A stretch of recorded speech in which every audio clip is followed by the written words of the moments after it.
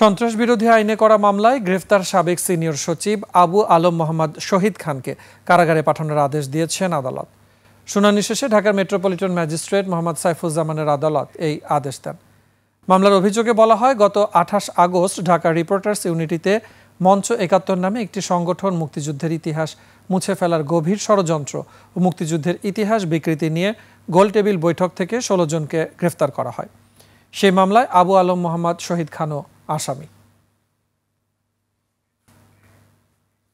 সরকারকে নাজেহাল করা, সরকারকে ব্যর্থ করা, অ্যাডিনট্রিম সরকারকে ব্যর্থ করা, এই অন্তর্বর্তী সরকারকে অকার্যকর করার পিছনে যারা কাজ করছে তাদের মধ্যে একজন হলেন আবু আলম মোহাম্মদ শহীদুদ্দিন খান। আমাদের প্রসিকিউশনের বক্তব্য শোনার পরে এই ফ্যাসিস্ট হাসিনার সঙ্গে আসামির সম্পৃক্ত থাকার কারণে এবং বর্তমানে নিষিদ্ধ ছাত্রলীগের সঙ্গে এই আসামি সমঝোতা থাকার কারণে বিজ্ঞ আদালত তার জামিনে আবেদন নামঞ্জুর করে তাকে জেলে হাজতে পারেন।